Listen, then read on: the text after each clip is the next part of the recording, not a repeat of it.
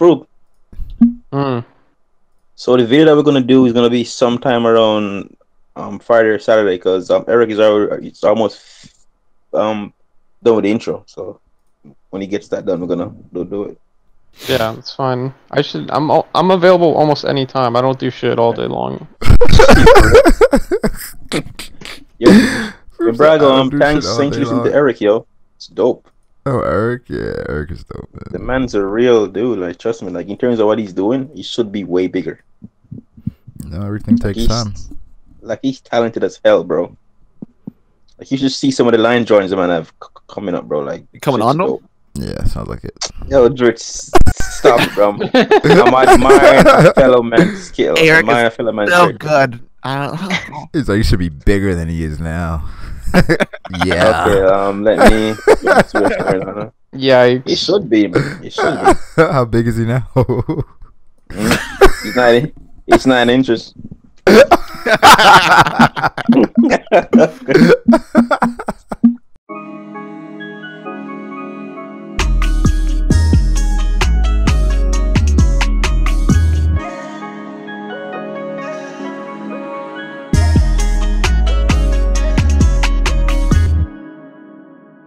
I start with the cover page here for 908. The Reverie begins. You about 2 minutes should be done. Maybe a couple hours with you. Yeah, right. Like, you want to trust that? Nah, the download speed is pretty fast. Just upload speed's trash. Okay, we can talk about the cover page in the meantime. Yeah. So 908, the Reverie begins. The Saga of the Self-Proclaimed Straw Hat Grand Fleet, Volume 38, Olympus, 3 p.m.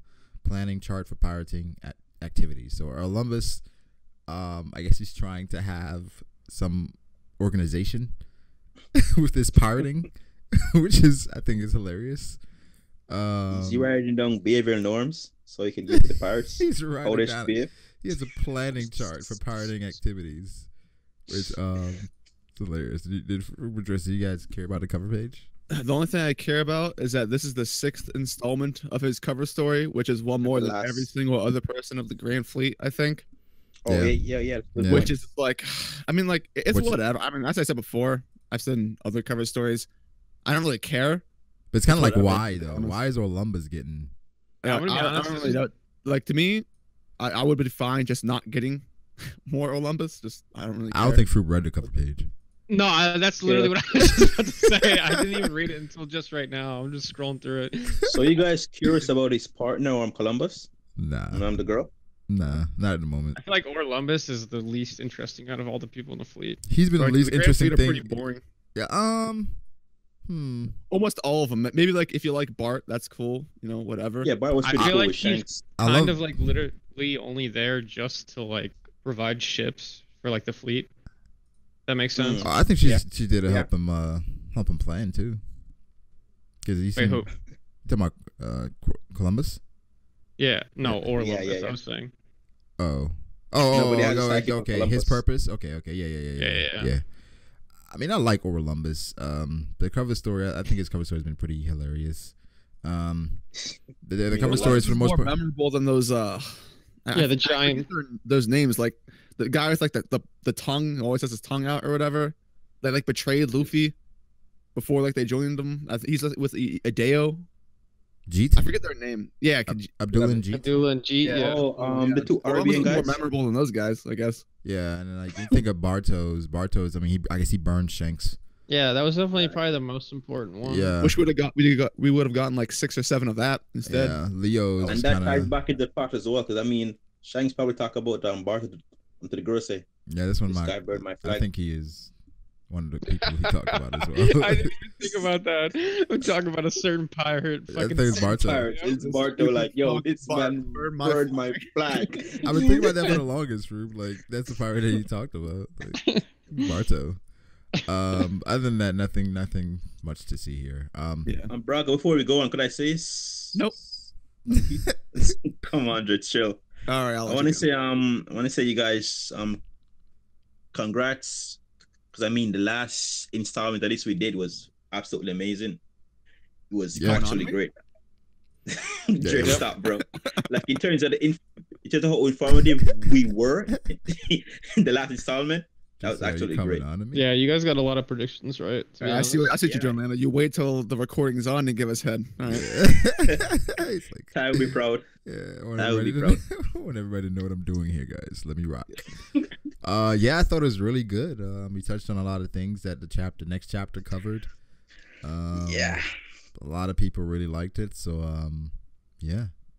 I don't know, Lando. I know what you're saying. Thanks. You're a part of it. I know, but I will cut myself in. Like I was watching too. That was great. One of those videos where it's so amazing that when you rewatch it, like you're not even inside of it. Like it's just so great. You're like, damn. We fucking Damn, killed. we're We so fucking smart. killed this. We killed this shit, man. All right. Better than the One Piece podcast. Mm. Oh shit! I don't watch it. I don't watch Hashtag that. I don't watch fuck, that. Fuck Greg. I don't watch. I don't watch that. I don't watch that shit, bro. Yeah, but the thing is, the only thing they have like the Steven, the translator, for Yeah, Viz yeah, on there a lot, which I think that's kind of dope. Yeah. You know, where they can That ask is some pretty dope. questions as far as certain things. Yeah. But I don't really watch it. So, I mean, it is. Neither What do it I. is. I actually had Yeah. never heard about it before Roger said something. Roger, right? Yeah. No, I had heard about Really? it, but Yeah. I really didn't care about it because it just wasn't Oh yeah. it just wasn't what I was trying to listen to. Like, because I Right, I tried agree, listening 100%. before, and it was just, I'm like, all right, this isn't what I want to listen to. Yeah, it's kind of boring. So you for my trying to say taste. all the Avon bodies them? You're trying to say. Well, right. Hey, Hey, man. man. They even still exist. Nah, That's what I'm trying to figure out. nah, man. I know Heaven does exist, but I don't think they're not going out on voyages anymore. I mean, Laz got his own ship. Stevo got his own ship. Devil got his own Oh, was ship. Laz a part of Otter Haven? Yeah, Yeah. Laz one of the founding members. And man. Monkey D. Monkey D, that's the guy's name. I know Miraz. Oh, Dan. That's Dan. Yeah, nah. Oh yeah, I know Dan and CGK for sure. Dan spends his time in the waters in Discord now. But you know, it is what it is. Let's get to the chapter, man. All right. I have the so- biz open. yeah, the chapter starts out with Manshuri and Shirahoshi. With Manshuri, she had just healed Shirahoshi. Shirahoshi Yeah. saying the bruise has completely vanished. So I'm assuming some time has passed here. Perhaps. I don't know. Yeah, perhaps. Like for me, I hate Mancheri as a character with a burning passion, just like I do with all Tontadas. But I Yeah. think there could be some importance with Mancheri even being here to begin with, because I hadn't thought about it before, even though I thought about it with Viola. But her ability could be useful whenever things start to get serious within the Yeah. arc. Mm-hmm. Let's say, for Yeah. example, like we know that a lot of the allied like Luffy countries are going to be in trouble at some point in time, most likely during this reverie, and Yeah. it would be a really cool way to kind of like transition like a friendship to the revolutionaries. If say like, as an example, because I was thinking about Sabo. You're Let's definitely say tired. Sabo fights some top tier dude and he gets injured. He could be healed by Mancheri, and that'd be an easy way to like basically. The bridge the gap. After The the- bridge. How Like, pissed would you Bushi guys isn't be that if fast, like Sabo or like Dragon loses an arm and then they pull the law thing where she just sews it back on with First Leo? off, only way Dragon's losing an arm is if, well, in my headcanon, is if Akainu comes out of nowhere, Fujitora comes out of nowhere, and Greenbow comes out of nowhere. Oh, all three. All three. That's how he loses an arm. Like, God damn. Am I the only one who got the feeling that this chapter is gonna be lackluster based on seeing the first page? the next one. Oh yeah. I even said in my review, like, yo, Dritz had hyped up this chapter, and I'm then reading when the you first see- page. I'm like, Like, If I hadn't Mancheri. read the spoilers, I would have been like, God damn. I'm like, Mancheri and Shirahoshi. This is how we start this. Oh, baby, top tier quality right there. Oh man, and then my boy Pell shows up. I'm like, oh, Yo, that was so funny, man. Yo, I mean, Pell- every time I see this guy, I remember Dog, in the Pell biggest is so of full of the shit. entire series. Pell is so full of shit. What do you think he was doing? I didn't, man. I didn't. Probably I'm talking sorry. to some lady birds or something. I should have been at your side. Where the fuck else should you have been? Where were you? Did you go to the It bathroom? seems that I it was needs just to be a walking around privilege and of a stuff. nuke to be present for him to be there. He's like, what are you doing? I've never been here before. This You don't studio feel is that pretty way? nice, I don't know. What you say, You Lando? don't feel that way, Drago? What? Probably needs a prerequisite of a nuke to be there for him to show up. Oh, or okay, got something. you. He knew his services weren't needed. It wasn't Yeah, no, dangerous okay, enough. wait. I got you. His own nuke right there. Yeah. All right. So after the whole Mancheri thing, Pell showing up, we talked to Mosgard, and pretty much he's taking responsibility for anyone that chooses to fight to protect Shirahoshi. Which is obviously gonna end up terribly. Yeah, because it's kind of like, all right, you can take responsibility. Like, nothing can happen to you. You're fine regardless, but they can still be punished. Is that true? I mean, I don't know. You guys think that they're like, so like, for me, I know some people still question like Mosgard, which is like, I think that's a good attitude to have. But for me, if you look at it from the rationalization that he's genuine in his nature, then I feel like you can kind of rationalize everything that goes down here and kind of be worried for his health in the future. Yeah. Like, here's why, right? So normally when people are trying to like overcompensate for their past sins, they are very easily persuaded to do things that are dangerous to their own person. Okay. So when Leo says something like, so we can beat up anybody, right? That puts Mosgard in a very precautious position. Because you can't. Technically, you shouldn't be able to. Yeah. Obviously, he's going to let that happen. So he's going to let them abuse his power. So, like, he kind of hesitantly agrees to that. Kind of like, yeah, I'll let you do that.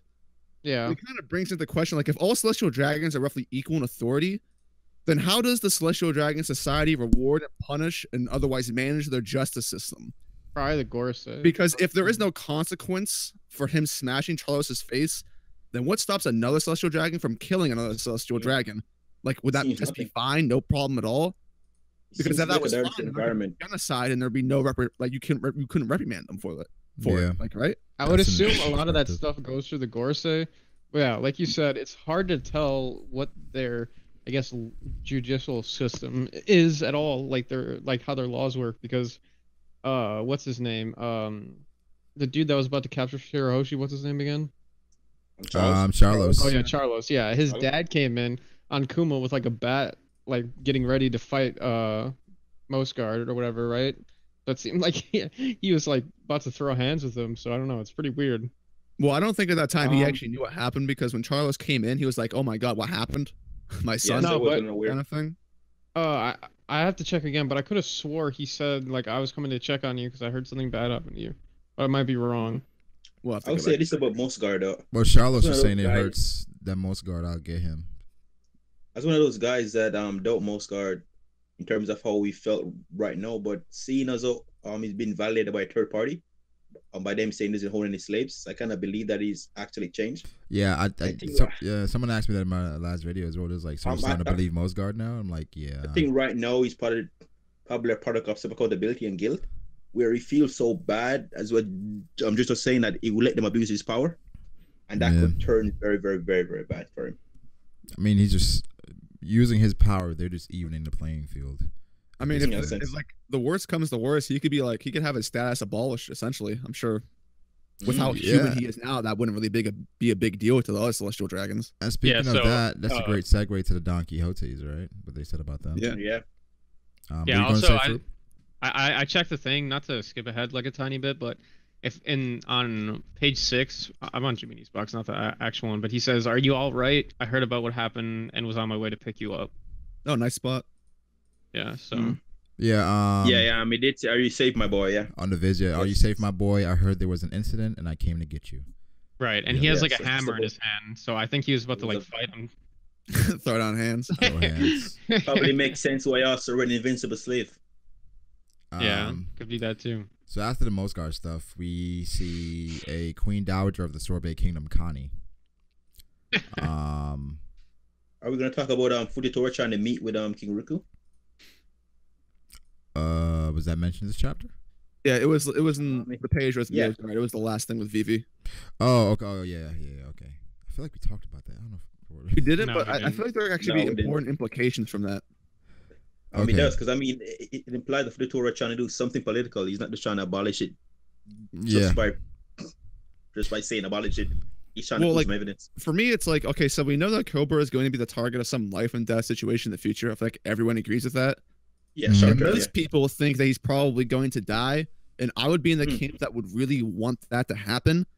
But the fact that Fujitora is meeting with them, like Riku and Cobra, it creates a scenario in which once again Oda can save a character's life using Fujitora. Yeah, it's like a simple. It's like, so like Fujitora is trying to get allies on his side to get rid of the warlords, meaning that he wants their influence, and to get their influence, they have to be alive. Right. So if something bad were to happen to Cobra, would Fujitora risk losing that ally towards the warlords? And when he let that happen with his morality, because it's kind of like questionable. Like even if the Gorosei stepped in and tried to overrule him, would he just let that happen? I mean, his Judge Rosa acts are kind of just like maybe that would happen, maybe it wouldn't, kind of thing.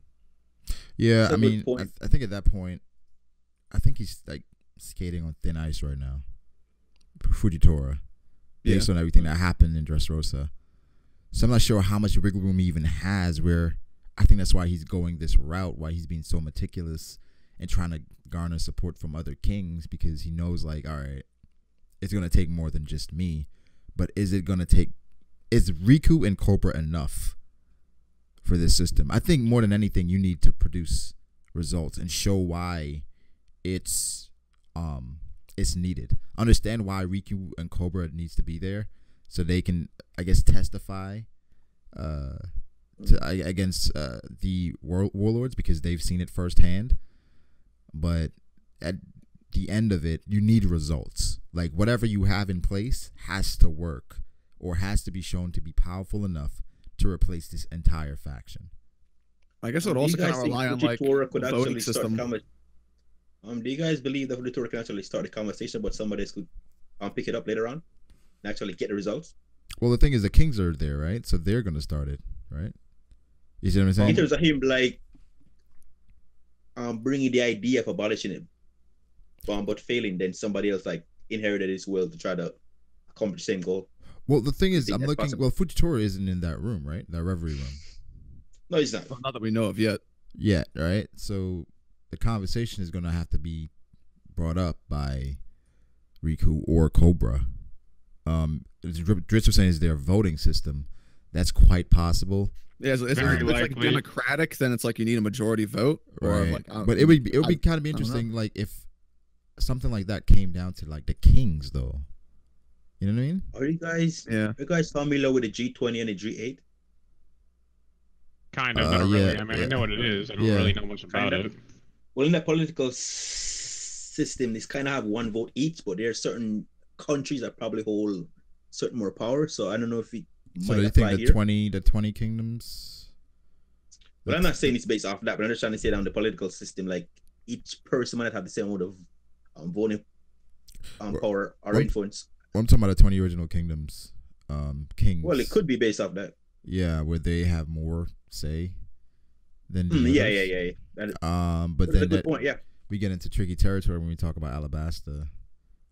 Yeah, because they're class traders. Yeah.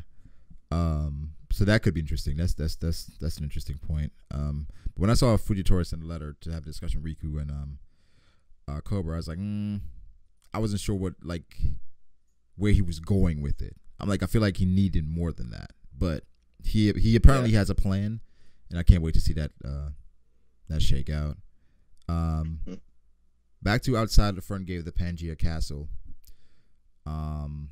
We meet the Queen Dowager of Sorbet Kingdom, Connie. I think in Japanese box is spelled with an IE, right? That's how it's spelled. I think Fruba in Japanese box. Yeah, it's EY on Jiminy's box. It's EY? Okay, yes. Okay, so it's EY on the Viz as well. So they said, well, if it isn't the Sorbet Kingdom's Queen Dowager, and she's trying to pass beyond the gate, and so you cannot pass. I'm afraid it is dangerous to be here. Please return to the castle. But the thing is, people are saying that the guard noticed her and noticed who she was. But the thing is, apparently she was already in the castle, right? Yeah. So whatever it is, they would have noticed her before. So she could have been infiltrating, or what do you guys think about that? Because people are saying that has to be Bonnie's real form. Well, I'll give my opinion after everyone else gets there, because I'm curious what you guys think as well. Well, first off, I don't think it's necessary that it is her real form, because, like, imagine, okay, let's just say for argument's sake that she actually is a queen of some place or something like that. Yeah.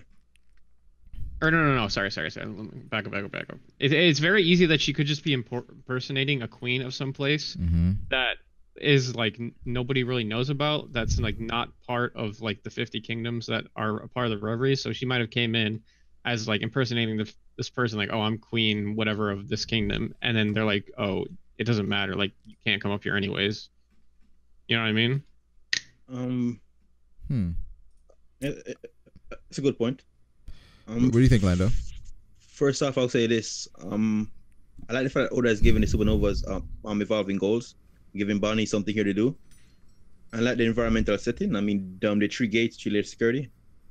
That's pretty dope. But in terms of what her rank might be, or if she's a real queen, I don't really have an idea regarding that, but I could say probably yes. But in terms of this being a real form, I don't think so.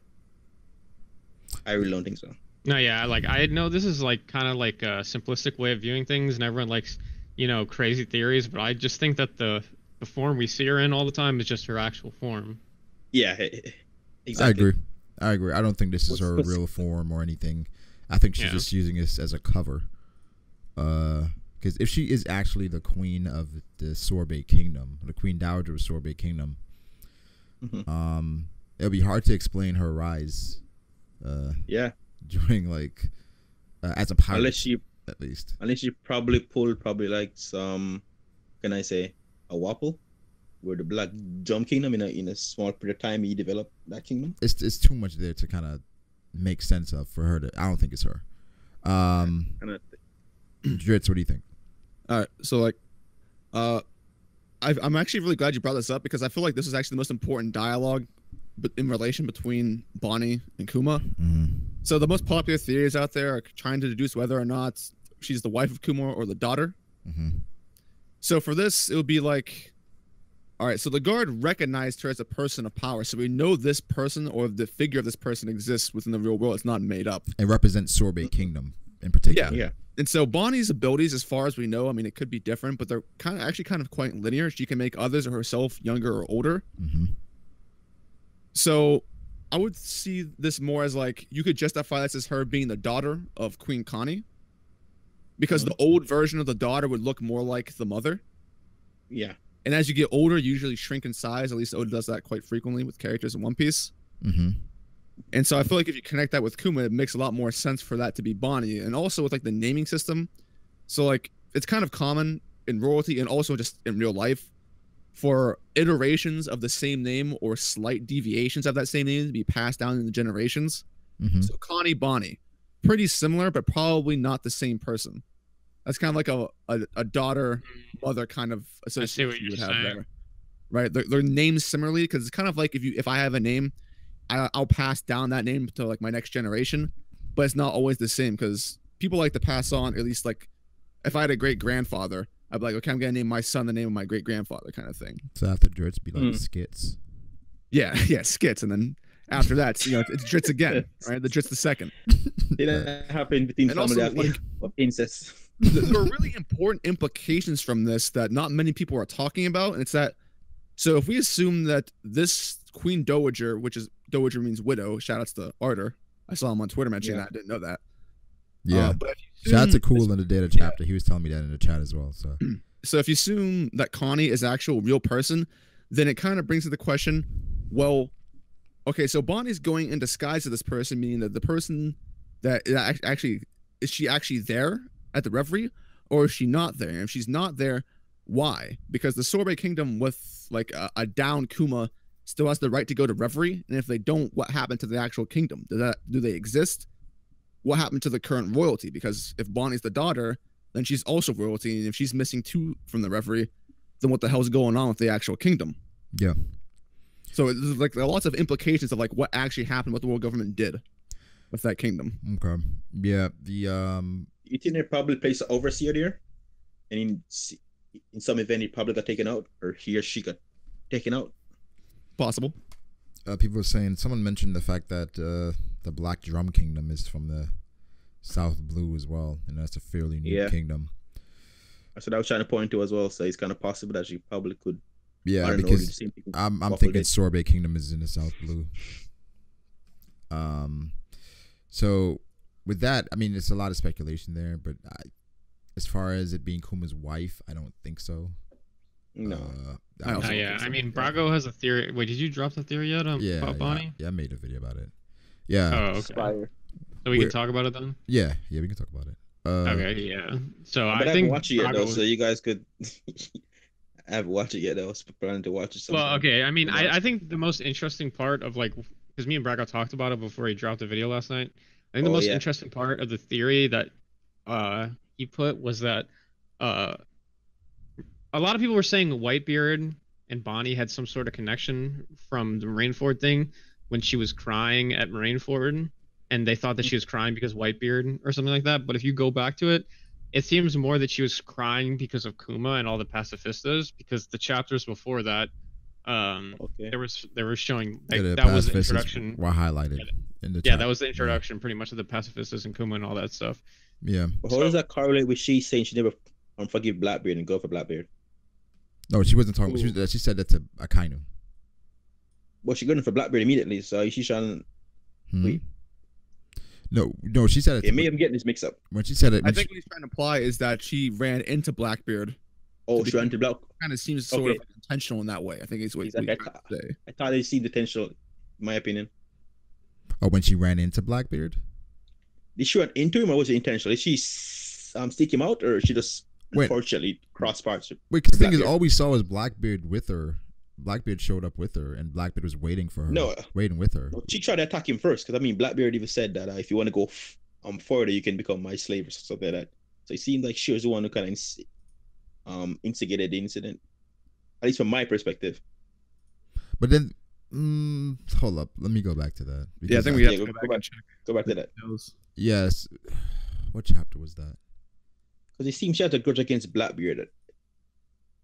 Um. That's kind of I interpreted it at that point. Maybe I have to go back to remember what she was saying. You interpreted that that pretty much she had a grudge against Blackbeard. She seeked him out. Let's see. New World of Certain Island said, "No, quit your complaining, Wolf. Our lost our raft is on the verge of breaking because of you. It's your fault. We're doing this for real. Frankly, it is outrageous that you set sail into the New World on a log raft in the first place. If I had known this was gonna happen, I would have stolen a battleship back in Marineford. You get attached to three things, you know. I'm just saying it's careless. It's like everything else you people do." And Avila Pizarro, let me take charge of this outfit. What you say, let me be captain, teach. Lafitte, would you like to be slaughtered? We are the Blackbeard pirates. The heaven knows that all this destiny has to hold. Q, we're going to run out of booze. Aren't we going to head for an island within town anytime soon? I'm more interested in new clothes than a ship. I'm sick and tired of the prisoner getup.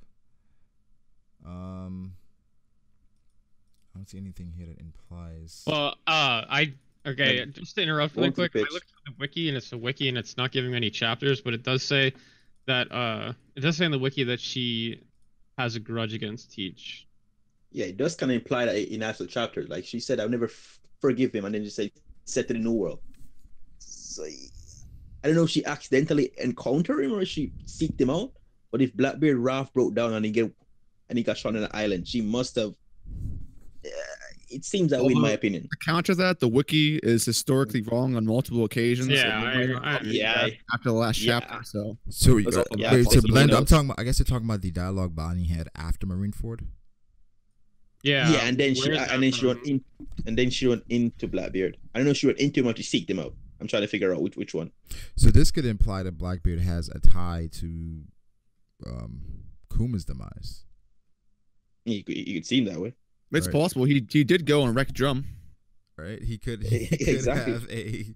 This could bring Blackbeard into the scenario, but Oda's writing it in for us to think that Bonnie has a grudge against Blackbeard due to Ace or Whitebeard, which I think Right. I don't think that's the case because Because it seems very likely now with like the because we were talking about the Sorbet Kingdom, that's the kingdom that Kuma ruled, blah blah blah blah, Yeah. and we're seeing all these common things between her and Kuma. So it seems almost like it was like Oda trying to trick us that she was talking about Whitebeard when it really was about Kuma. Yeah, but then also when she saw Akainu, Akainu's dialogue was interesting. He said, "When I heard that you fled the government, a chill went down my spine. But all that is over now," which implies at one time She was either a slave Maybe- or she was Maybe an something for asset them. to the Yeah, government right. in some sense. And then she said, "You people, I'll never forgive you, never." So she has a grudge against them as well, as a whole. Mhm. So the Bonnie thing, that's Seems- extremely interesting. Fleeing the Seems to be government so could many also be layers. indicative of like the destruction of Sorbet Kingdom, and that she fled from there, and she's like the only survivor, kind of like Robin. That'd be a similar situation. Yeah. Mm. Yeah. Could be. Destroying Sorbet Kingdom after Kuma stepped down. I don't know. That's weird. But we'll get to that. We'll get to that. Yeah. All right. So next page we see Kuma, right? And Kuma, he's been written by Roswald. Oh god. He has on the same getup that John Bart had on. Yeah. A good spot. What do you guys think about this? When you guys saw this, what was the first thought you guys had? Due to the fact that Kuma is such like how can I say, like, he's an individual that have helped us so much. He was helping the Straw Hats. Yeah. Kind of hit home for Yeah. me. Like it just Felt like it was one of us. One of ours. exactly like it's like you resonate with the character. Yeah, you understand. Well, And to make it worse, the guy who's writing him is a guy that we don't really like, Charles' dad. So it's like it's that group and it's Kuma. Like, Yeah. I yeah. had some feelings. It was crazy seeing Kuma in this position. Just knowing where he came from, especially when they explained that this chapter, he was a king at one point, Yeah. and for a king to be subjected to this treatment, and you see like their swords still stuck in him. They were saying that he's the finest slave. He doesn't even scream. The invincible slave. It's sad. It's sad to see. This is how the celestial fact- dragons are. And the fact that he's on demand, like everyone like trade him around, like it's my turn to rent him this time, it's my turn to rent him that time. It's like that even This- makes it so much painful. It's It's like been happening for a while. it's been a collective pain. Bad, Like, but I think it's actually awesome. Right. come on, Drift. So for me, this is Say that. like I can see what you're saying. I love angsty kind of stuff. Yeah. And one of my headcanons has always been the capture of someone in the One Piece world and basically being tortured by the celestial dragons. Yeah. This is about as close to that as you could possibly get. In One Piece, yeah. So yeah, so sadness and tragedy are things that I think are probably the best parts of almost any series because they're the most emotionally impactful. For the most part, it's debatable, but usually that's generally the case. Mm-hmm. And so for me, I like seeing Kuma like this because it's like it evokes emotion. As we So, see from Sabo in that's the why next it's page, awesome. but we'll get to that. Yeah. The dialogue changes a bit here for what Bonnie says, as opposed to the Jaminus Box translation, right? Yeah. In the Jaminus Box, it says, "I didn't think I'd run into him so soon." In the Viz, Bonnie says, "I didn't think I'd run across him in the open The like open. that." Okay. Difference. Big difference. Does that change anything for you guys, or? I feel like it's the Well, same implication. Well, kind of, but I can understand what you're just saying, but I mean, in terms of like seeing Kuma in the open, that's pretty weird because I mean, you'd assume that an invincible slave is locked away, but it's kind of the same implication in a sense. You can say that. No, it's the same implication because, like, in the Jaimins, like, I can't believe I ran into him so soon, meaning that she was implying that she had to go through a lot of lengths just to go and try and see him. Get him. Seeing him in the But open then is she's kind like- of the exact same thing. Like, man, I can't believe, like, I came in here to try and, like, obviously go into one of these buildings to find him, but he's just right here in front of me as soon as I get in, kind of thing. Yeah, I agree, but it also could be interpreted as like, I mean, there's a very, very small chance, although I think it's unlikely, it's important to bring it up just in case, is that, I mean, problem. it's possible that she could just be here for a completely other reason other than saving Kuma, right? Because, like, Yeah, when she it's said, possible. I can't believe I saw him right here out in the open, it could just be like, oh, I didn't want to see him like this. You know what I mean? That's also possible. Yeah, that's possible. Because at the same time, like, you got to remember, what exactly is her goal in saving Kuma, right? He lost his entire mind, and he's not even like a actual person anymore. Good point. I mean, it could be like a thing where she's just doing it just because, like, you know, she's like extremely emotional and she's just doing it because. But like, it seems like at this point, Kuma's completely gone unless she has a plan about bringing him back. I'm sorry to cut you off, Rube. No, I'm but done. Sorry. Do you think Oda making her this emotional is a trope like females being stereotypically portrayed. Because I mean, all the other supernovas Oh are man. I pretty don't not hostile. in this case now. This is So like if you want to completely go, warranted kind so of if you thing. want I to feel go like a lot of people would be like this. SSJ right now, it'll be a good time. Fuck off. Yeah, I mean, in a situation. But I'm gonna meme you for that shit. Now, actually, to shout out Laz real quick. I haven't watched his video yet, but I saw that he posted an idea about like basically like Bonnie Devil Fruit Awakening and like what that could do with Kuma. Like the idea of what would happen if you made Kuma younger? Would that change anything? Oh, I was just about to ask. Like if he had a corrupt mind he control, like if you change his age, I mean, does that make a difference? I don't know. I was just gonna ask it, like, could her aging fruit work on his brain? quite Interesting. possible.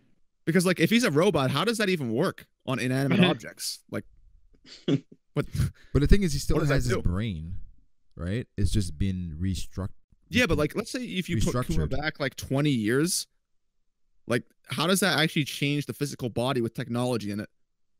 I mean, Because we've only seen Bonnie do this against living, breathing, all humans. Yeah. yeah, I'm also not sure if her fruit even has long-term effects on it, if that makes sense. Yeah, like it only lasts a short period of time. Yeah, kind of so thing. like Yeah. whatever period of time it lasts, let's say it lasts like 5 minutes. I don't know. It's just an arbitrary number I made up. I don't think if like she turns you into a baby, you just turn into a baby forever. And you know what I mean? Yeah. Am I the only one who think that Revolutionary Army right here, Sabo Corrosion trying to save Kuma's a short-term goal is pretty stupid. Because I mean, right now, what could he actually offer? Well, Yeah. I would actually want to kind of hear the official Viz translation of this before I give my answer. Yeah. Okay, So Braga, you can read it, Braga. So it said, meanwhile, said, stop raging like that, Sabo. Just underground. You boys get. He says, ew, you boys get so scary. Stop raging. How can I not? Stop raging. How can I not? Look what's being done to our comrade, to our kind-hearted Kuma. I know. We all feel the same way. We're not gonna leave poor Kuma in that state. Is it too cramped? Need more space? Is the reason we're here.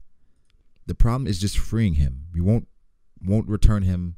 The problem is just freeing him won't return him to the Kuma of old. But Kuma's been victimized by the world government his entire life. Oh, interesting. This seems to be somewhat of a sentimental victory, I would say, because I mean, he can't really offer anything combatic wise. I mean, he's out of his mind. I don't remember Japanese Box saying that he was victimized his entire life. No, he didn't. That's the biggest change from the chapter, as far as I know. It says it's because he was the king of an allied nation that they use Kuma as an example. That even the hardiest man will turn out like this is if he should defy the gods. Then God. The Celestial Dragons have CP0 and Navy HQ on their side. If we screw up and get caught, no, we're not getting caught. We either succeed or we die. Okay. Let's get right to Kuma being victimized by the world government his entire life. I mean, it kind of contradicts the idea that we got first that he volunteered to be a subject. As I was saying, Doflamingo said No. that he did this of his own volition. He chose to do this. That's a Doflamingo. And I can get that down the theories that Dragon probably has some form of idea with the pacifistas controlling him. By my breakdown now, because I mean, if he's been victimized his whole entire life, I mean, Dragon probably was an entire life at the beginning. So that actually makes okay. I'm starting to like put this together. No, because, go on, man. Brago, in his theory, said that pretty much Kuma became like a like he put himself under this thing to kind of like save Bonnie. But I think I think that's right, but like a little bit different. I think that the world government pretty much threatened to capture Bonnie if he didn't like undergo their training. You know what I mean? And he kind of told everyone that he did it willingly. Yeah, that's what I was saying. That doesn't really answer the entire life thing, though. The entire life. Obviously thing, not the entire life, but like that. I think that's definitely part of it, right? I think probably, I think the entire life was means he could have been victimized in a different way, right? Where as a child, he could have been either, I don't think a slave, but in some way maybe Utilized by the government. Well, it could just Utilized, be yeah. like, so I guess you have to answer or ask, like, well, what inspired Kuma to become king? Maybe the royalty set in place before he was king was the Maybe entire higher reason king. he was being victimized, right? If you grew up, let's say, like, there's a really shitty king. It's kind of like similar to a lot of other stories, like the rags and Yeah, riches, where so you get rid of the old monarchy that's corrupt and you replace it with yourself. in the video I made, I pointed out the book that Kuma had been reading as a child. Because remember, Oda drew them as children. Yeah. And the book was called Ninokin. Ninokin is about a philosopher who rose to power just via just making great decisions, essentially. Okay, so you say that could probably inspire him. One of the decisions that this person made was to find a way to feed all the people of the kingdom. And then he got promoted to a position that's not typical for someone of his origin, right? Mm-hmm. So for Kuma, Sounds a lot like Kuma, to be honest. sounds a lot like Wasn't in his little thing. He was like, wasn't he portrayed as like poor and hungry or something? yeah, like he that? he had on like old Yeah. clothes and But don't they always though? I mean, everyone is kind of portrayed that way. Nah, Hawkins was fine. You know, Mihawk fine. was Oh. yeah, Hawkins was fine. Who else? Apu was fine. Blackbeard, he was angry and he was in the dark. Capone was fine. Capone was fine. You know, some of them they're okay. Okay, all right. But yeah, so he was portrayed that way. Kizaru as well. I remember Kizaru the books. Yeah, yeah. So if he in some way, I feel like maybe he went on a tyrannical run to liberate this country. And similar to how Dalton became the king of Sakura Kingdom, Kuma could have become the king of Sorbet Kingdom via those means. Where it's like he was basically put there by the people. Or yeah, I mean, even then, like it's possible that he became the king by like completely like normal means, and then like the world government kind of like They like spin the story, spin the and story. That's why you got the epithet, the tyrant. Yeah, that's a good idea. Because they were saying, it seems like contradictory that his epithet would be, you know, the tyrant, and like it makes sense. Like when we first saw Kuma, we thought like this like super scary, like crazy strong dude, right? But like in this, I mean, Sabo could be wrong, but you know, like they call him like the gentle Kuma or what. I don't know what the official translation is, but like he's depiction as being like this like super nice dude. He's a big, because the thing is, I think he was always huge, right? I think he was always a bigger kid than anyone else. That gentle giant. Yeah, he was exactly. like a gentle giant. So like when you see him, you were intimidated, but he was always a good person. And based on how Oda portrayed him as a kid, it's hard to see where he would just completely switch and become a tyrant, especially based on like the philosophies of the book he was reading. It just doesn't make sense. I agree with that. Minor detail, but I mean, Marley here using his powers, so he kind of confirmed that he has it in his body and not in his sword. Not his sword, his harpoon. So, on the first jam, the Devil Fruit confirmed. Yeah, what about him making the Impel Down level? Wait, hold on. Say that again. So Marley's confirmed to be a Devil Fruit user. So we I first don't think that's speculate. necessarily true because, right, if you see the spear, it is kind of punctured into the wall. You know Yeah, but I mean, he's using the hand, and the motion is coming exactly from his hand, like down the sound effects. Oof! So it's like he's using his hand to.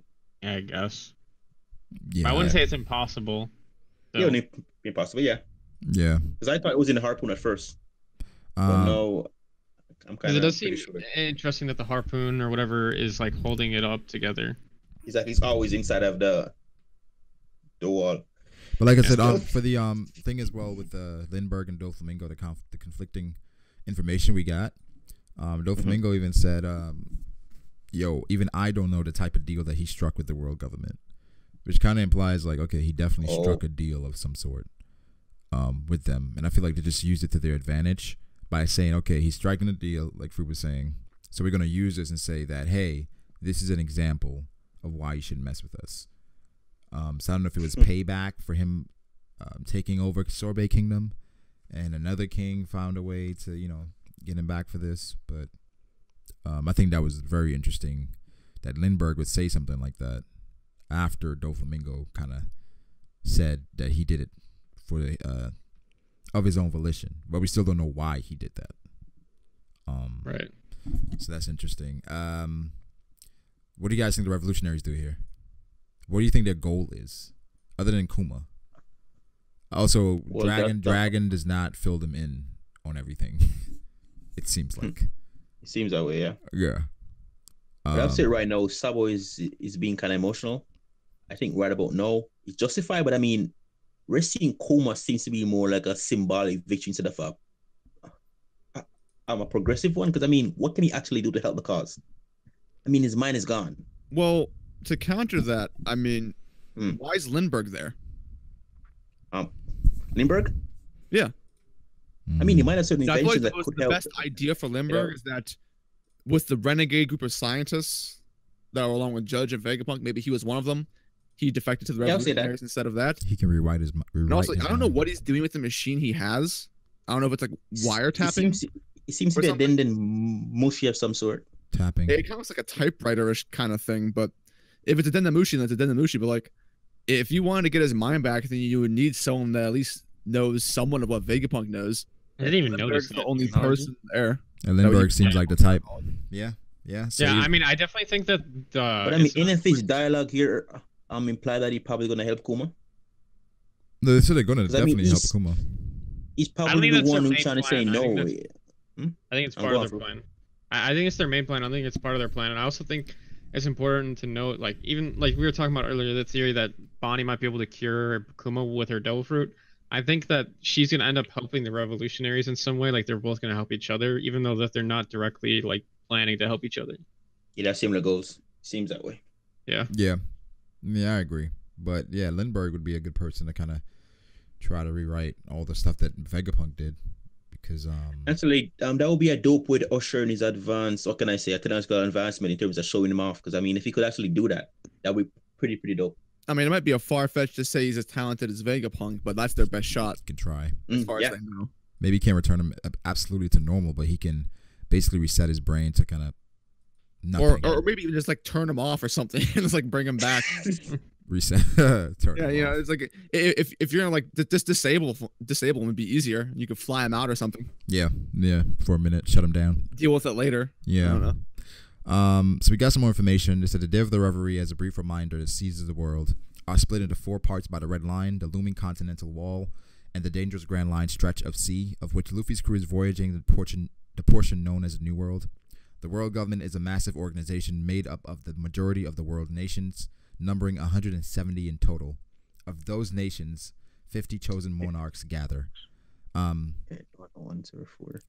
So, the reverie is beginning.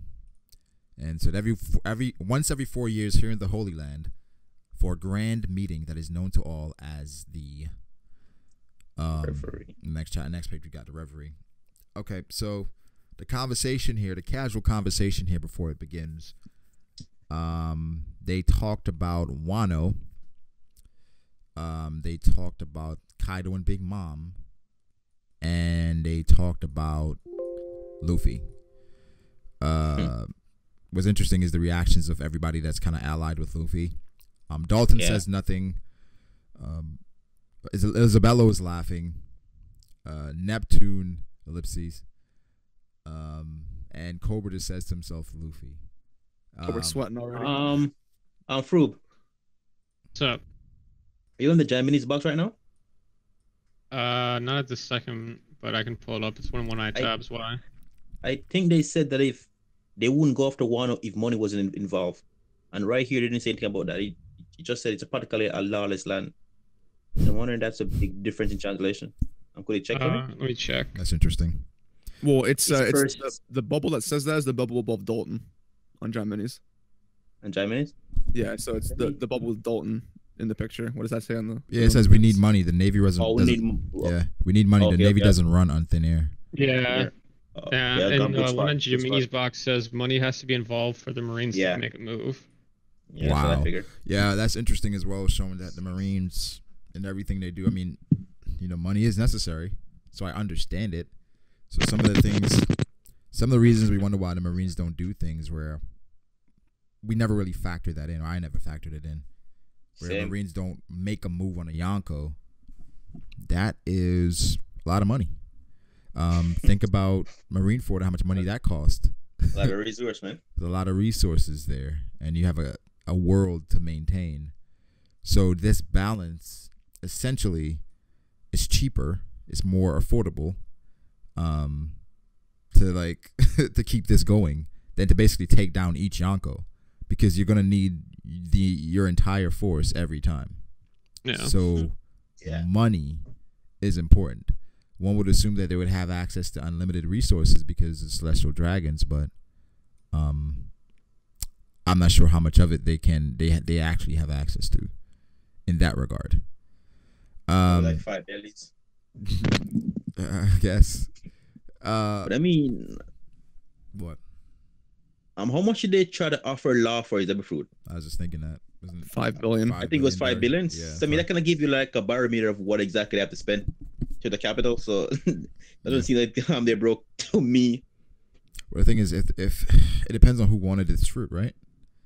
Because if it's the Gorosei and Im wanted it, is money really a factor? You're gonna find the money for that. But what we find out here at the Reverie table, that they have a different chairman every time. Every time. Before we were discussing, could it be a Kainu, somebody from CP0 and the Gorosei? So here we have a chairman. What's interesting is that no Marine is at this table or in this room. It's strictly the kings having discussion. What do you guys think about that information? I don't know too much about it, honestly. Yeah, I mean, it's kind of just exactly what I expected. Just the kings? I guess. Yeah, I guess it's. I might point this out because it's semi-related, but I pointed this out in the discussion. But since this is kind of like the analysis, it's probably important to point it out again.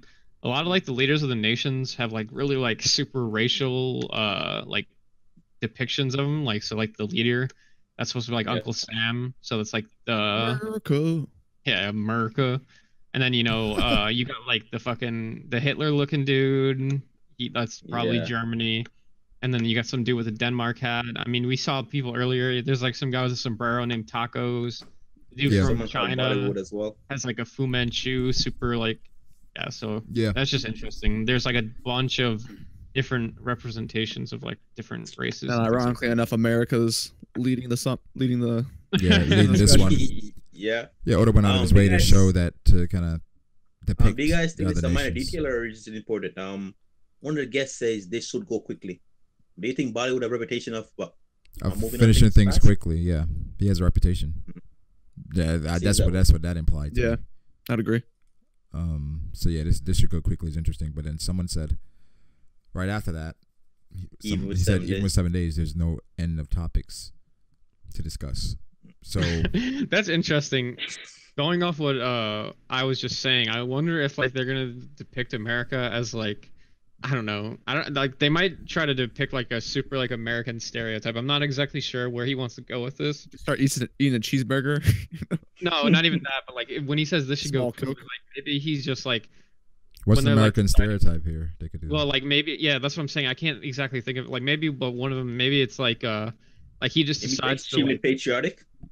No. It's like he can't go too far though. You know what I mean? Like they're talking about like pirates or something like that, right? And it's like, okay, how are we gonna deal with these pirates? And he's like, oh, go to war with them. Just let's blow them up. You know? So yeah, exactly. Yo, I know what they could do. Guy could probably put all the money into the next wall. Build the next wall around the New World. That'd be kind of crazy.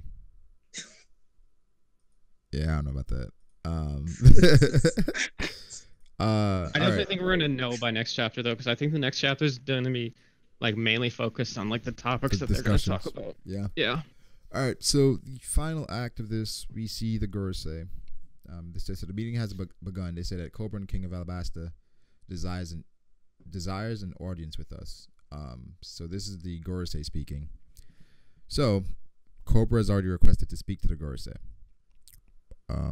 And they're saying, well, based on their dialogue, they still have the Nefertari family in their mind, saying that, we view them as traitors anyway, right? Because they were one of the first 20 to remain in the lower realm. I guess that's how they view regular people, the lower realm. And they said, has he cottoned on to something? Let us pray it does not derail the talks. Which is, I guess it's saying like, yo, just don't bring up some dumb shit. It says, especially with this discussion of Big Mom and Kaido, it has been 2 years since the Paramount War, and the roiling will not cease. What? That's definitely a word. Yeah, it's been 2 years since the Paramount War, and the roiling will not cease. What the fuck is roiling? Roiling is to make liquid. What the fuck? So basically, disturb. It's just disturb. All right. Yeah, Dumbass word. it said by disturbing the sediment. All Yeah. right. That's a stupid word to use there. Yeah, that's pretty retarded. Yeah, I've never even heard that one in my entire life. Roiling. All right. When you learn something new every day. It says the world's equilibrium cannot be maintained forever. The time has come for a great cleansing. Okay, this is different than Jaminus Box, I think. Yeah, definitely different. Because Jaminus Box made it seem like, okay, they can maintain the balance, but they're like, we're fed up. Fuck it. This is saying like, okay, like we just can't do this anymore. Like we have to do this cleansing. But what's the exact Viz translation again for that? The world's equilibrium cannot be maintained forever. The time has come for a great cleansing. What did Jaminus Box say? The balance of the world cannot be maintained forever. It seems like there is a need for a great cleansing. It's the same thing, mate. Kind of the same thing. Equilibrium is synonym for balance. So. Yeah. Do you guys have any ideas as far as like what this cleansing is? I think it probably the great powers. Yeah, I think it has to do. It partially has to do with like they might have like an ancient weapon or something along those lines. But I also do think like this is like a highly contested thing in the One Piece community. But I do think that the Gorosei are probably insanely strong, and that they probably also have something to do with that. I don't know. I mean, I feel like I think the blonde guy is still very strong. It's just it's Why hard. is it the blonde guy? Why him? Because he's the youngest. He still looks like That means there's a guy with a sword. There's a guy with a sword and a scar. I mean, I would assume he is a sword and a scar makes you Even the powerful. guy at the pimp cane. Yeah, like this No, guy. no one older like the champion. The idea of swordsmanship. I would assume that the guy with a sword. Yeah, but the big blonde strength. girl says the only one who strikes me as like. No, I know what you mean. I know but- this is shit. I know this is Sanjay fanboy. So, Yeah, with the guy in the middle, he stands out. People in the middle, you know what they say? Central figure. Yeah, but then the blonde girl was the only one that had his back turned to Oh, Shanks, right? So. Drake, don't say central figure. Cause remember, Bobby's to the front of the enemy Oh, army. man. And he was the most important. We all know what happened. He was just the shortest man. Stop. No, but like He's the realistically, one that died. He's not like dead, bro. they're saying like the world needs a cleansing. He's Like dead. they have to have some means of doing that in the first place. So. Most more than likely a ancient weapon, right? Yeah, I'll say so. Yeah, it could be an ancient weapon. Now, when it comes to like the balance of the world, I mean, some people, I know like whenever we were first discussing this, I didn't necessarily agree with it, but people were talking about like just like the allied countries in terms of cleansing. Yeah. Yeah. For me, when I think great powers, I think Marines, Warlords, Yonko, because that's actually the balance of the world. Yeah. So if you're gonna cleanse it, you have to cleanse one of those. That's what I'm saying. You have to take out a faction, right? To make the to because right now the balance is hard to maintain. So you take out what do you remove? I mean, that kind of seems indicative of Warlords. Right. That's what I'm saying. It seems that way, right? But the Yeah. thing is like you need them. I mean, the continuity is there. I mean, the warlords are being talked about to abolish. They're trying to cleanse. Or I mean, maybe it's too obvious though for this. Maybe Or I don't know. guys, I was thinking Not a good you idea. need the warlords, right? You need the warlords, and you need all this Yeah. because you have it's a lot to protect, right? Mhm. What if you get rid of some of the countries you have? Mm. What if there's too many Unless countries? you're dead. Unless you're dead and your responsibility. It lessens your workload, right? It lessens the people you have to protect. It does. If it's countries there that's not, I guess, fiscally making sense, Yeah. get rid of the countries. Get rid of those people. Right? Or is that too It's crazy? possible. I mean, it's be possible, too but at the crazy. same time, it's like, are they? I mean, aside from Cobra about to bring up stuff, I feel like the main problems they're facing now are something outside of their own allied countries. I would say that, but then they mentioned money, right? It probably seems to be some monetary gain going on in the world. Yeah, but I mean, like, if you have a country that's like at this point is just useless. Well, if anything, those countries need money. The Gorosei don't, because every single country in the world of One Piece pays homage to the Celestial Dragons by donating money to them. What if they up the taxes? They up the amount that you have to pay. If you can't pay, you're gone. It's possible. I mean, that's possible. I don't know if it's likely or not. I guess it depends on your interpretation of. Yeah. As far as the Great Cleansing, it's like it's hard to say. As far as like, it'd be kind of weird if they meant Yonko, because it's like, I don't know. If you could do that, we're just gonna kill all the Yonko. Fuck those guys. And also, I think we're deciding now. Yeah, right. I think this is like, I think the Great Cleansing thing is like more important than some people might actually like think, because first it like hints towards maybe the Fishman Island thing on like a small level, but like on the bigger picture, they seem more bigger than that. Yeah, like when it says it seems like there is a need for a great cleansing, it seems like it's happened before, and like this is probably a pretty common theory. I haven't been paying attention to theories too much, but like I wouldn't doubt if like there's been multiple great cleansings, and the Void Century was like the biggest cleansing. You know what I mean? Where they pretty much wiped everyone out, and that's why there's no record from there on besides the poneglyphs. Yeah, it's a pretty common theory. Definitely think that's a high possibility. So yeah, the dialogue before that saying the Big Mom stuff, the Paramount War, and the disturbances will not cease. So they have to give it a, like, what's causing the disturbances? Well, I mean, there it implies pirates. Pirates, right? Yeah. I don't know. I feel like you've been trying to cleanse the pirates for a while now. It hasn't worked. Maybe they didn't care before. It's like, whatever. But the dude. thing is, I didn't care before. Well, no, they haven't been. They haven't been trying to cleanse the pirates. That's not true. What do you mean? Because their goal is to we could end up talking about this forever, but their main goal is to like basically maintain the power. So like, stability. For example, they don't want one pirate king, right? Because then that would be like one person ruling over. The way it is now, there's like the three powers, right? Three great powers, and they're essentially all in a stalemate. No one can really do one against the other. So like the world is like essentially kind of in peace, if that makes sense, even though it's not really. Yeah, I think it's like a good idea, because it would make more sense if you assume that they came to this conclusion after talking to Shanks. And if Shanks is starting to talk about, let's say, like Blackbeard for something getting more power than his forest position of Yonko, then it's like, okay, so the Yonko are actually tipping their own power now. We need to step in and like come to an end. What's interesting is though, is like if they're so worried about a balance, right, and worried about maintaining this balance, you capture someone like Ace, you meet with Whitebeard to give him back, so to avoid a Paramount War. Right. Oh, that's a good point. Yeah, I see what you mean, but at the same time, almost every single time we've seen the Gorosei, what are they doing? Every single time they're talking about like the current events and like what they need to do to make sure like everything becomes more stable. But that's weird though. Like, why would you do everything to avoid a war with Whitebeard? So that's a good point. If the balance is so important, like that war was huge. Yeah, I'd have to go back and look at like the different Gorosei. Yeah, that'd be something you'd like, you know. But that shows that, you know, they care about the balance. Well, I mean, that's kind of like a weird thing to talk about, because like, what if someone turned in a Yonko? It's like, oh, what? You want to maintain the balance, so you just release them? Bro, but this just happened last chapter. Yonko was right there in front of them. Yeah, exactly. I have no doubt in my mind that they could have easily captured Shanks if they wanted to. But Shanks knew exactly what was going on.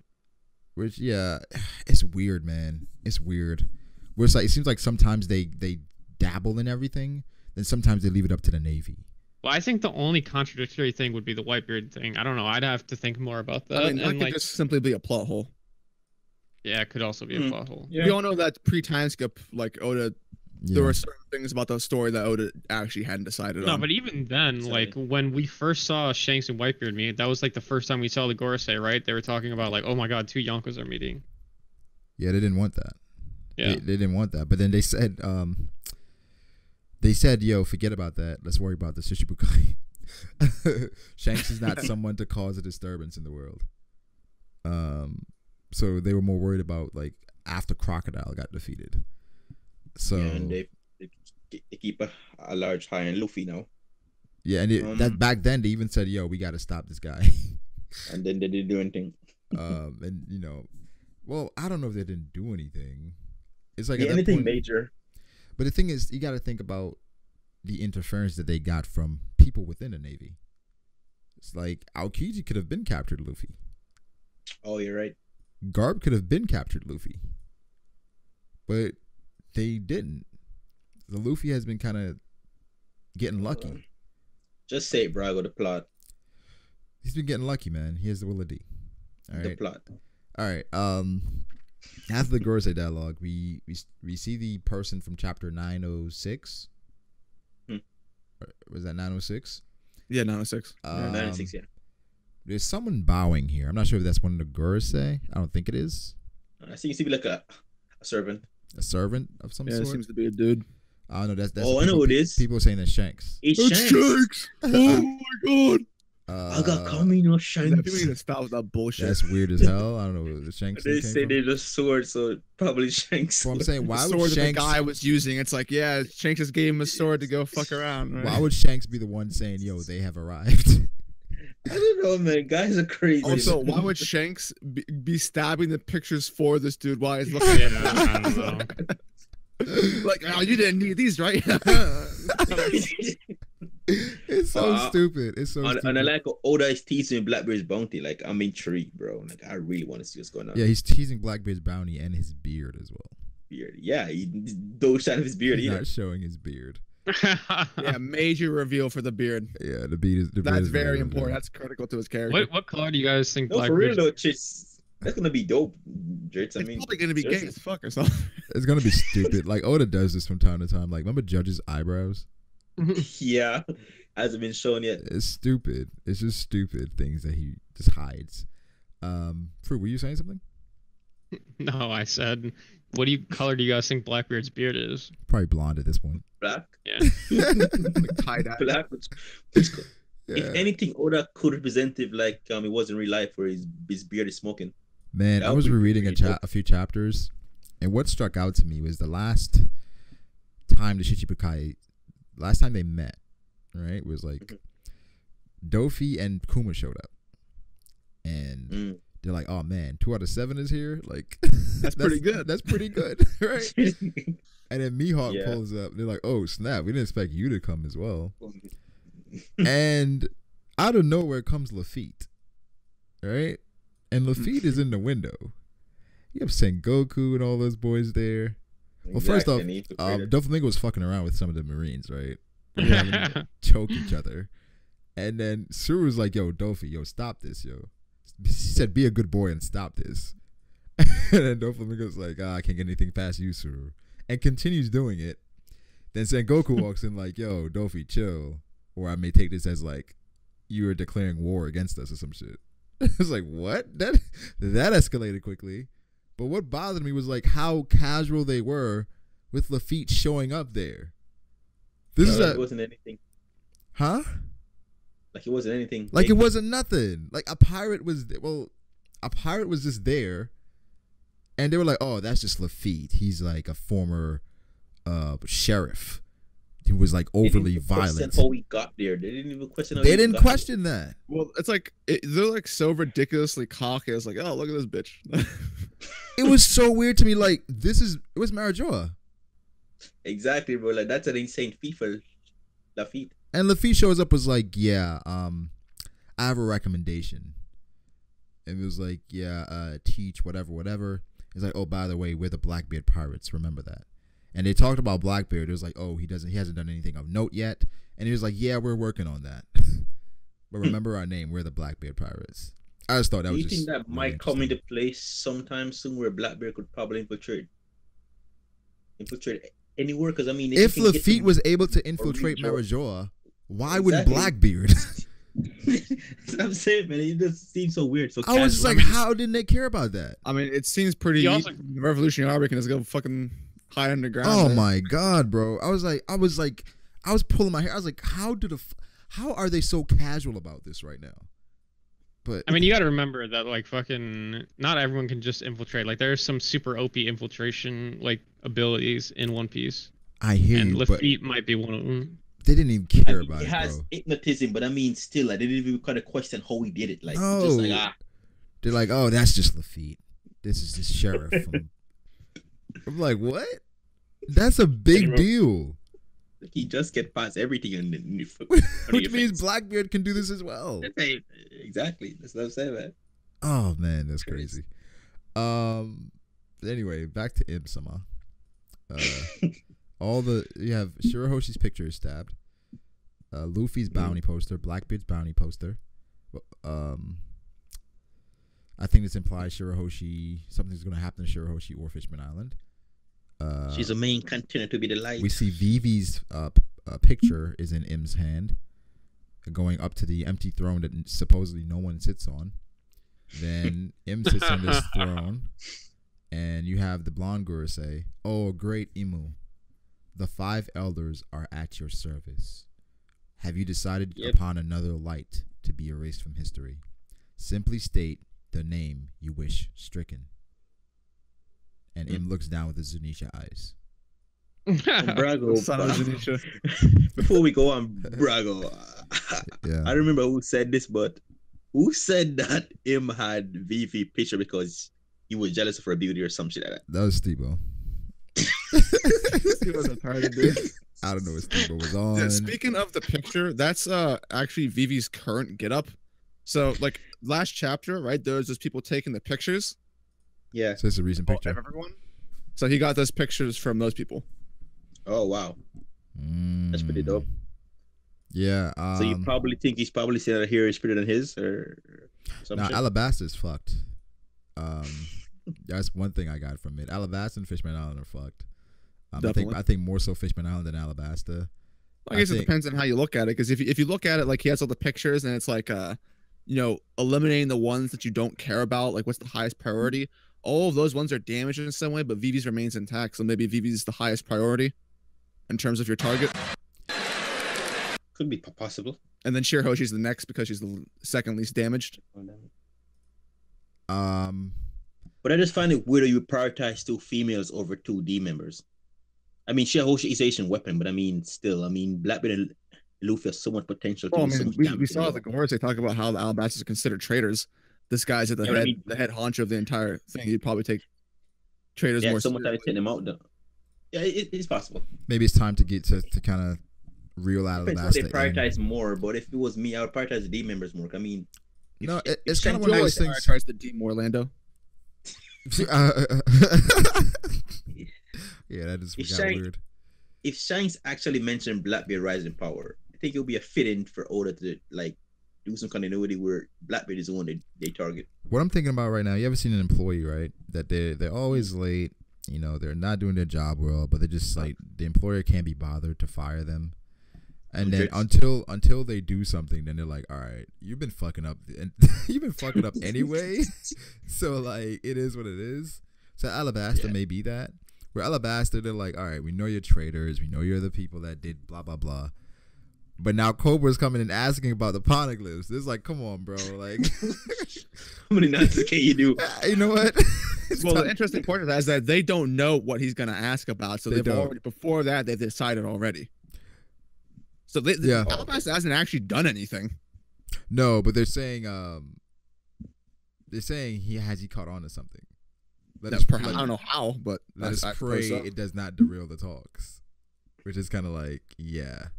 And then they brought up the Big Mom Kaido stuff and the war and then disturbances. Yeah, like I said, the Shanks conversation may have been important. Dear to us, good. Yeah, as far as their decision. Pirate. Yeah. I don't know if it's the rocks, because that was a huge thing for a week. Mm-hmm. Now at this point, the conversation is Imu, and is Imu related to Mihawk or Nico Robin or Zunisha? I do think I have. I think I know what Imu's power is though. Well, you can see the future that can occur. He's got the Itachi fruit. No, even better. Oh yeah. I think once Imu gives an order, you have to follow it. That's not actually pretty bad still. I mean, that could be possible. Why do you say that? I go back to Zunisha. And Zunisha was forced to walk for 1,000 years. After whatever happened. That is interesting. That is interesting, man. But Zunisha was ordered to walk as a punishment. Yeah. What do you steal that one from? Yeah, the thing is, because whatever you where did I steal that one from? Anime Fan Talk. All right. But it was whatever I said. Whatever he says, you have to listen to. Where like you can give an order, and it can be a punishment. Depends on the order you give. I think it might be a thing where you have to like look into it. Depends on why I give the order as well. Could also be a thing where you have to like look into their eyes or something like that.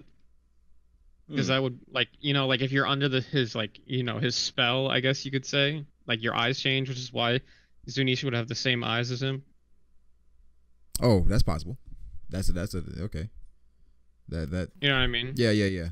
But that's just like But actually, no, that wouldn't make. I don't know. As far as like the order they give, you have to follow. Yeah.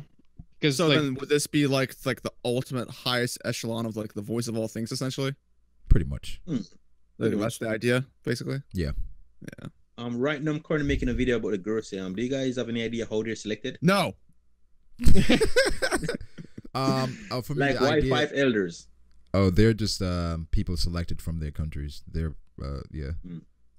Well, I mean, you got to remember. I think that they're way more important than the other celestial dragons, and I don't think they're anything like them because, like, Drizzt, I think has pointed. Yeah, exactly. Drizzt has pointed this out numerous times. Like the other celestial dragons just kind of look fat and dumb. These guys look like kind of like war veterans. I think all these guys are legends, bro. I think all of them are actual legends from their countries. Yeah. Probably. And they were just randomly selected. Yeah, I think the immortality thing has like run its course so much, but like I really think it's possible that the Gorosei and Am are all immortal, but they're not immortal, but like don't age. I have issues with the Gorosei. Oh, what exactly? After reading this chapter a few times, as far as how Oda did them this chapter. I would say for most of the series, or after the Gorosei were introduced, they had been heralded as like the top of the world, and we'd always questioned how much sway they had, how much power they had, their standing. And then I feel like this chapter, he completely just cut them off by having them bow to this person, where it's like their overall influence and power hadn't been fleshed out yet. But okay, and he just then all right. It's like the Gorosei don't even matter anymore. I think that's a good point. I think that's a little bit far, but I know what you're saying. Well, like, if you think about it, if you're going to give one person the power of immortality, it has to be the head honcho. So it has to be him. Right. If you're the supreme ruler, what's the advantage of giving people below you eternal life that could possibly dethrone you somewhere in the future? Because the idea is to maintain power as long as possible. Yeah, but also at the same time, just to counter that, like if say they're his 5 most loyal servants that he would think that would never betray him, then it would also be good to have them. But what if they can't betray him? Well, but he passed away somewhere. Well, I suppose it also brings up the idea that generally, usually in mythology, whenever you bring up immortality, youth is usually involved with that as well. Yeah. Because the idea is you want to remain youthful and you want to live forever without having to experience old age. Yeah, but also, but for these guys, as far as their appearance, I don't know if that's enough to kind of say that they're immortal. Because we have to look at characters that we've seen before who's been. Well, I think it would count. I think it would counter. Like they're old and aging. Yeah, they're aging. It kind of goes against like the youth because they're definitely not young. How old is Shaki? Right, like 500 years. Who knows? She looks fucking 30. So like these. Brago, back to your current statement about their power being like demoted. Yeah. In my opinion, I feel like they serve better as an enforcement harm. To him than it actually being the guys at the top. Because I mean, them being 5 individuals, I mean, there are bound to be some cultural clash if they're from different countries, or they're bound to be some clash. No, that's why I always figured there's somebody else above them. That's why I always figured somebody else above them, right? But what I'm saying is, I didn't feel like we got enough from the Gorosei to then introduce this person. This person, okay. Because now You everybody's looking to him, saying that's Yeah. the final decision maker now. Like whatever the Gorosei say is like, you know what I mean? Yeah, I don't know. I've been reading Kingdom lately, and these guys just like it just feels like these guys like are the generals for the king Pretty much. at the moment. No, did- don't exactly. spoil, Dritch. Don't spoil. General for king. What if someone don't know about the genre? Oh my god, you spoiled that there's generals in Kingdom? There are kings and generals and among. God damn it, dude! This ruins everything. Dritch is such a bad person. Yes, I am. But anyway, still, I mean, it's been a great chapter. Do you guys think this is a Last chapter, yeah. I could say better than the chapter 903 or no? Better than 903. I don't know. I'm asking. Well, I don't think 903. I think both of these chapters were better than 903, but I think last chapter was better than this chapter. I agree through. I think 903 was a quintessential I mean, greatness. 903 was a fucking great chapter. Yeah, but these are just better. Yeah, but these are Yeah. I think they're all great, but I think probably 907 was better. Was the best one. Because 903 was good. Yeah. But I feel like the entirety of this chapter, like there are multiple parts of it that I just like are better than the multiple parts of 903. Okay. I mean, the thing about 903 was like it was a bounty. great chapter, but it was not. I mean, you also did get all the Yonko. Like it was kind of like one of those like fucking. I like this word. The Black Manga Critic uses it a lot of dog treats, where he's kind of just like throwing us a bone to like fucking make us happy. Like I kind of think that's what 903 was, and like 907 was actually like I feel like Substance. good. Yeah, exactly. Like good writing, like actual reveals, dog all food. that. Yeah, actual dog food. No more treats. I don't know. Yeah, Chapter's great. a great chapter. Chapter's great. Definitely. Should we just end I it think off on predictions or something then? Yeah. Yeah, I think you guys should probably predict who do you think is going after. Who's the light that's going to be cleansed? Is Lando a part of this? He says you guys. You always trying to be like, Yeah. Yeah, I'm trying to separate Yeah. myself. thanks guys. Like you guys he's a did guest. great this video. So when the blame comes, Right, it's like, nah, that's Thank you them. for having me. I didn't even know I was able to talk. It's like you start off like you guys had it was a great one last week. Last week. Motherfucker, you were part of it. What? I was there the whole time. It was great. Like what? That's hilarious. I don't know, man. I'm talking. This clout First, chasing that'd be forward me. here. He said a clout chasing. Lando, all right. What's your prediction for next chapter, man? Because I'm not even sure if we're having a chapter this week. I don't know anymore. Because people saying the Raws had that is going to be a break, but the Viz doesn't. Yeah, I had my translator check them out, and there's definitely a break in the Raws. So I think it just is not putting it there. Oh, Dritz. Grim No. wanted to score up with you because Fuck he Grim. believes that your translator is trying to edge out them. Oh, I saw The Viz. Grim. Yeah, I saw Grim. What did Grim say? This. Say your translator isn't as accurate or trustworthy as a Viz. Tell Grim to suck a dick.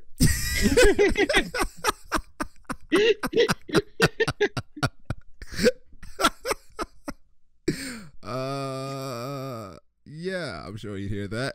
He's gonna be tight. He's gonna say I love tight you, up. Grim. He said tell Grim to suck a dick. All right. So, predictions, guys. What's happening next? Well, I I think honestly my don't prediction even know will what be- to say. Yeah, I I think the don't, next chapter is gonna be. I don't.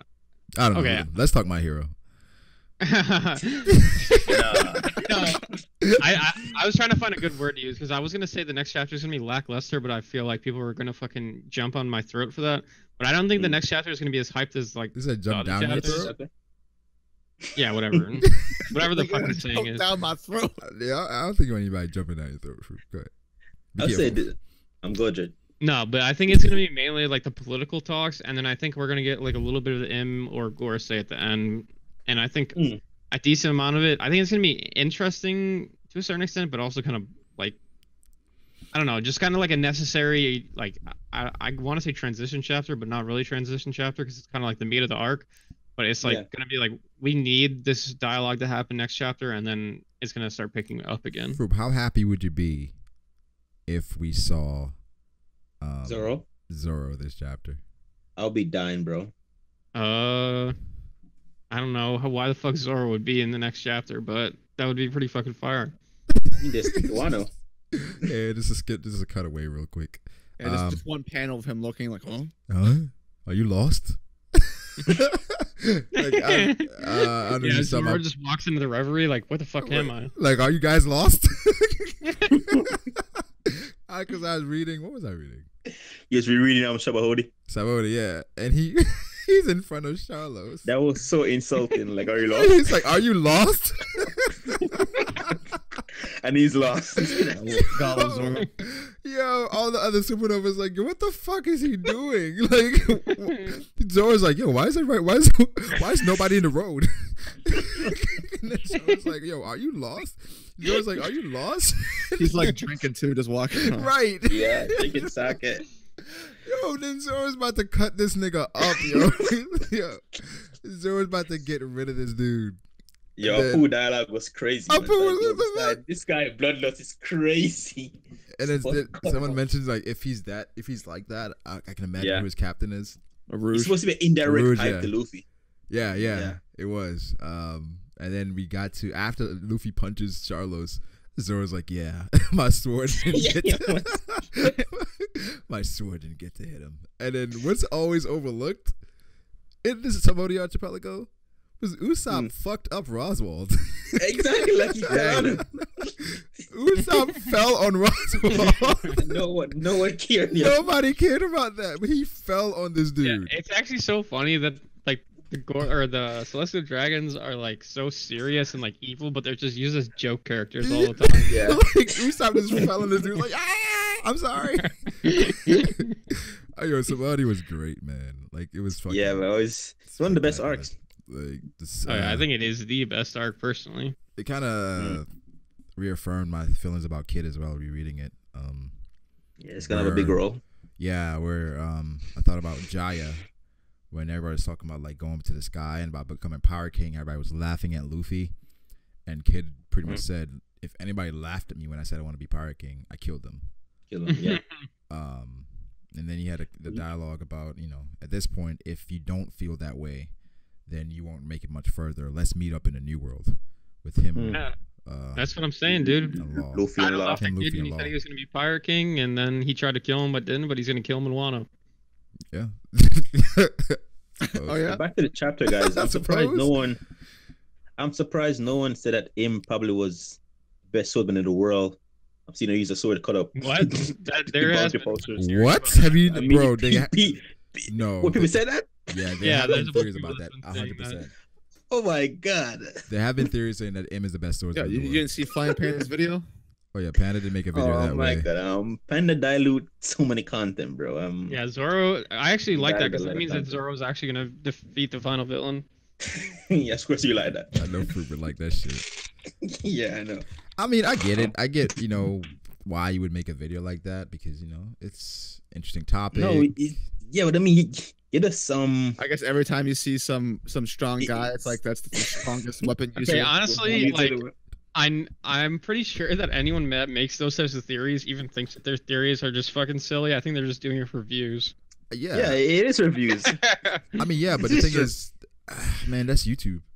You should provoke talk, but I mean, didn't really provoke there. I mean, it's just one panel of a guy with a sword. What I'm saying is, like, when you're making theories, like Panda, and like Gear 5 and those guys, you make so many. Like, don't even class Gear 5 Panda, because I mean, Panda dilutes the content, but I mean, Panda's actually good. Like, he actually makes some good stuff. You don't like Gear 5's content? I mean, you said it yourself. Like, there's no way you can actually put so many videos out that actually makes sense. Say what you just said. What do you actually feel, huh? I didn't say that. I just. What are you trying to put in Bronco's throat? Wait. You said that, Brago. No, you're just jumping down his throat right now. I just said that when you put out that many. What we need, Ty. When you put out that many theories, it's like sometimes you put out a video just like for hype. Okay. Just as like a placeholder. Like, all right, here's something. Take that. Yeah. I see you say one more bad thing about Panda. Like, I was wondering where was Panda, bro. Where was Dritz's video for last week? I didn't see one from him. Just a Yeah, slacker. I'm fucking getting raped by work, dude. Yeah, I can figure that. Yeah, and I saw JB was like, "Oh man, give me time, guys. I'll be back." Yeah. And anyone who has a job needs to get a life. Straight up. That's true. You're in college. Shut up. Froome just said, "Yo, I was like, I'm free anytime. I don't do everything. I don't do anything all day." Like, Wait, you go to school, bro? Yeah, I'm on summer break right now, so I'm Drop just out. doing nothing. Okay, that's just great. getting vagina. Yeah, pretty much. But yeah, I don't think there's anything else to talk about this chapter. The fucking On my prediction, though, I think me and Driss didn't do a predictions. What I don't predict, think we anybody won't did. get. Froome I did. think Froome did. Yeah. Anyway, didn't I do a think- prediction that we care I don't think about. anyone was really listening because you're No, trolling, exactly, exactly. Nobody did. What did Froome I say? think- What Froome said, I completely agreed with. Yeah, he said there's gonna be some dialogue. Likewise. Froome in said that that was reverie. basically not to expect anything super fantastic, but that this is basically going to be a chapter where there's going to be some stuff there, but it's not going to be anything close to what we got. It's like going to be things Yeah. necessary to move the plot forward until we get to another fire chapter. This is gonna be It's gonna trash. be a slow That's what I chapter. thought the past 2 chapters are going to be. Whoa. Driss, what was that last? Yeah. That's what I thought the But past 2 us- chapters are going to be, but they've been Gonna fire, be. so. Mamma mia! Elijah Johnson is gonna be. Lando, what's your prediction? Well, I'll say this, though. I don't know entirely how the next chapter is going to go in terms of structure, but I think Oda has been that answered the question from the previous chapter, because I mean, we have no idea what Shanks asked Grocer are talking about. Yeah. We have no idea what weapon that Vegapunk created. So Oda most likely won't answer this question, this chapter where he's talking about the light. You're So I talking can about actually, Oda here. How can you possibly say that? well, I mean, in terms of continuity, he hasn't been giving us any answer for Oda's the a last coward. question. He's not going to answer that until the last possible second. He's not. So when do you think we're gonna get down what Shanks talked about next 5 years? Probably I don't- in 10 years. Next arc? I don't know. In 10 years. I honestly think One Piece has 20 years left, man. But, oh shit. They definitely could have 20 years left. Because Oda, the thing is, when you're writing something, Are you you guys really serious? don't know. You don't know how long it's gonna be until like, because you get to certain parts and you're like, oh man, it'd be cool if I did this. And that seems like the type of person Oda is. Once he gets to something, he's like, oh Well, it man. is, but there's also like if there's an extreme of that, Oda is the highest extreme that could possibly be, because there's a difference between having your series planned at 5 years and then 4 times that being the result. Yeah. I mean, that's Yeah, just- but Oda's that's just like what- once he gets to something, and he said that's the pretty much the reason why he saves characters for moments like that. if Oda was younger at this point, then I guarantee you we would be nowhere where we are in the story right now.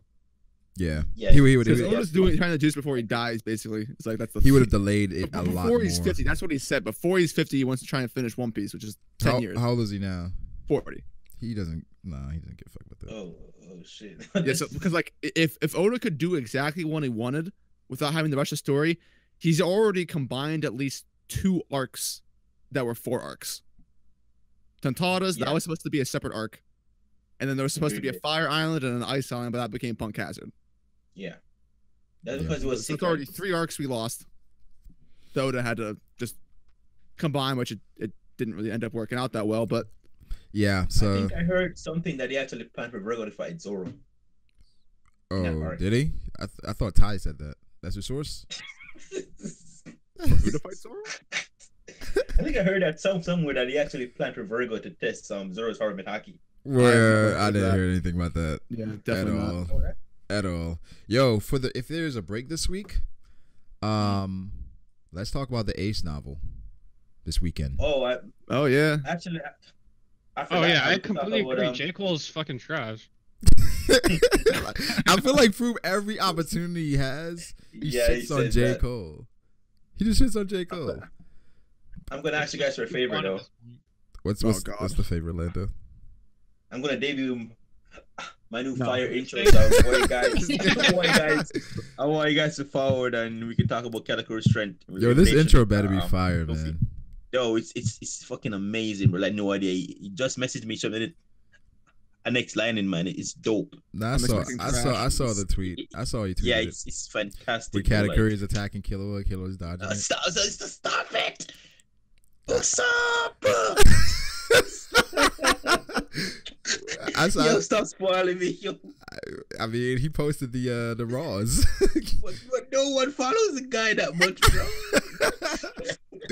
Shout out to Eric, man. Like, shout out to Eric and the Red Force podcast. Yo, I can't wait to pay this man, yo. So you can't wait to pay him? I can't wait to pay him. Yeah, man, he deserves it, bro. I was trying to get away from not paying him. Nah. Eric is dope. Yeah, man, it's amazing, man. The thing is, Lando, you can't hype it up too much. Then we see it. Then we're like, then the music fucking is trash with the intro. Then we're like, oh man. Yeah, pretty right. But I'm vouching for it, though. I'm vouching for it. I mean, they made him Windows Movie Maker. Lando's gonna have like some fucking Bob Marley. Or some love shit. Some right, Irish shit. Some cartel. Summertime. That's a pretty good song, though. It is a good song. But I don't know if I want to hit it as an intro every time. But anyway, yo, I think this is dope. Hopefully, I don't know if we're gonna get a chapter this week. If not, it is what it is. We can just have a discussion around the Ace stuff. Yeah, because I feel like it's some good shit in that. Yeah, man. So hype for Ben Beckman. So crazy hype for Ben Beckman. Ben Beckman. I personally think that Ace is a shitty character. I think you're objectively wrong. Yeah, I think the novel is kind of. It's showing us more about Ace. It's adding more depth to him. Doing him justice, that I think we needed. And it's so good. It's really so good. And then even Sandman, when he's translating, he's like, "Yo, this is like a little bit of information. It's a lot more to come from the novel." Shit. So, really? I'm probably gonna get it then. Yeah. Interesting. Yeah. Because Braga, what would be cool is if you invite Frankie on, because I mean he's a big Ace hater if I remember correctly. Huh? Yeah, he is. He is. Yeah, he hates Ace, for dumb reasons, but I mean he hates him. Yeah, you like Frankie a lot, don't you? No, I watched one video of him, and from that one video, I'm just always talking about Frankie. Yeah, because there's certain stuff that is funny to me. The kind of pornographic stuff. So it's demeaning, huh? You can be like that, right? You're gonna try to shit on Frankie? I mean, that's what you bring me on to shit on him? First it's Flying Panda. Now it's fucking Frankie. It was Gear 5, so you just this guy. Damn, Lando. Who else you got a problem with? I love Panda, but I mean Frankie seemed more tight to you guys. Like I just joke around with his ideas. Wow. Why would you invite a guy and you don't respect his content? This guy right here. That is crazy. Nah, I like Frankie. I like Frankie. I like him too. Yeah, I mean the Kaido stuff was pretty. No, that wasn't it, bro. Again, when you put out a lot of videos and a lot of content, it's hard not to run into a stinker. Bro, Kaido's a poneglyph. I mean, who do you get that from? That was a very popular theory for a while. For real? Yeah. No.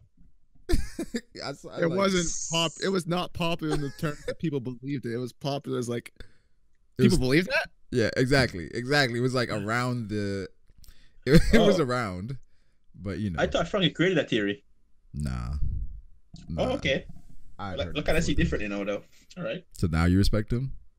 Yeah, I thought that's the created that theory. I'm like, well, how do you get that? How does that change anything? What the I don't know. All right. I thought he originated the theory, but no, it's like okay. Nice. We're just bullshit at this point. We are, yo. Yeah, we are. Like the stream, like it, like the video, subscribe. You can check out Dritz. Yeah. Don't check out Dritz. Lando's channel. I'm never making a channel again. Yeah, Froob just got I've triggered. decided at this point. Froob just got triggered so much by Dustin that he made a channle. That's actually slightly true, which is hilarious. Huh? Froob first video was pretty funny. It was good. Froob reacting to Dustin, reacting to Ty, reacting to Braga, reacting. It was good. I thought it was funny. That was crazy. That was funny. Like the stream. We'll catch you guys later.